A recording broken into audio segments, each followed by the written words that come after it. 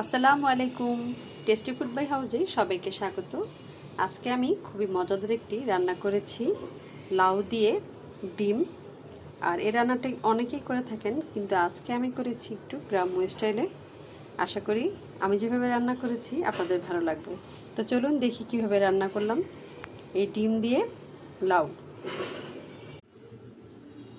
আজকে রান্না করব লাউ, আর এই লাউটা আমি যেভাবে রান্না করব খেতে অবশ্যই মজা হবে। তো আজকে আমি রান্না করব গ্রাম্য স্টাইলে।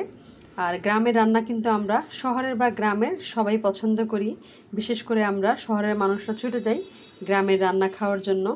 তো আজকে আমি গ্রামের স্টাইলে কীভাবে রান্না করি সেটা আপনাদের সাথে শেয়ার করব। প্রথমে আমি এখানে পাতিলায় পানি নিয়ে নিলাম, তারপর দিয়ে দিলাম এখানে পেঁয়াজ কুচি, তারপর দিয়ে দিব আদা রসুনের পেস্ট, তারপর দিয়ে দিব পরিমাণ মতো লবণ, দিয়ে দিব এখানে হলুদ 2 চামচ,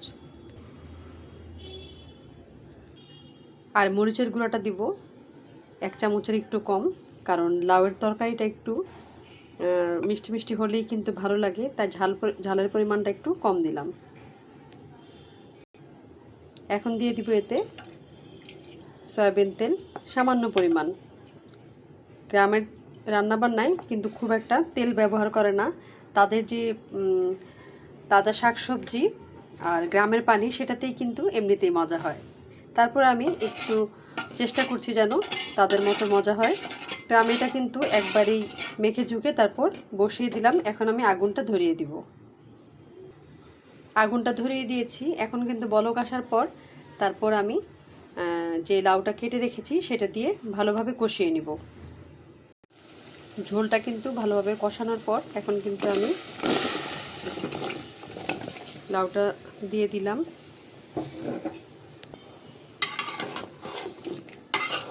এখন ভালোভাবে নেড়েচেড়ে একটু ঢেকে রাখবো।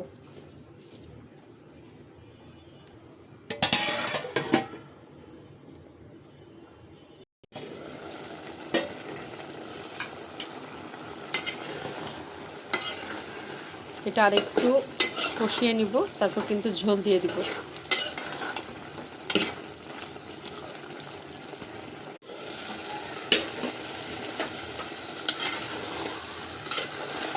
কষানো হয়ে গেছে, এখন কিন্তু ঝোল দিয়ে দিব।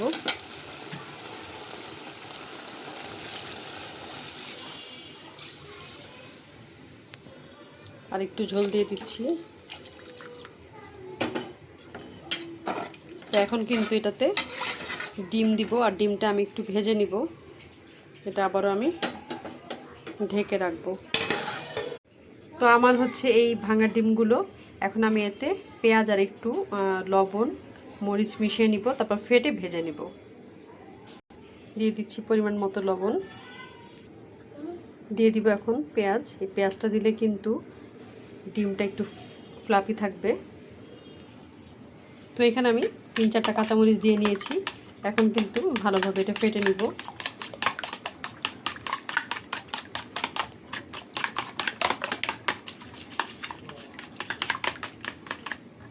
ফেটে নিয়েছি, এখন এটা তেলের মধ্যে দিয়ে দিব। আর এটা কিন্তু একটু শক্ত করে ভেজে নিতে হবে। ভেজে নেওয়ার পর এখন কিন্তু আমি এটা পিস করে নিব।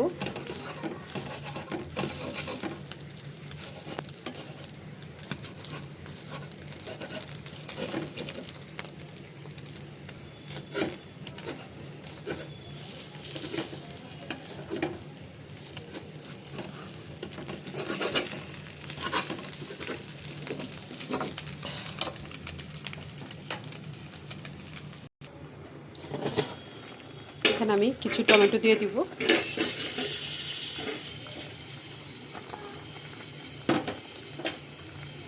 লাউয়ের মধ্যে টমেটো দিলেও কিন্তু লাউটা খেতে খুব ভালো লাগে। আমার কিন্তু ডিমটা ভাজা হয়ে গেছে, আমি আর কিছুক্ষণ পর ডিমটা দিয়ে দিব উপরে। এখন আমি এতে দিয়ে দিব ভেজে রাখা ডিম। এই রান্নাটা কিন্তু খুবই মজা হয়, আর বিশেষ করে যে মেখে ঝুঁকে বসালাম এভাবে কিন্তু রান্না করে দেখবেন, ট্রাস্ট মি খুবই মজা হবে। আমি কিন্তু ম্যাক্সিমাম রান্নাগুলি এভাবে করি। তো এটা আর একটু ঢেকে দিতে হবে, তাহলে কিন্তু ডিমগুলি একদম রসে মানে ঝোলে টইটুম্বুর হয়ে যাবে।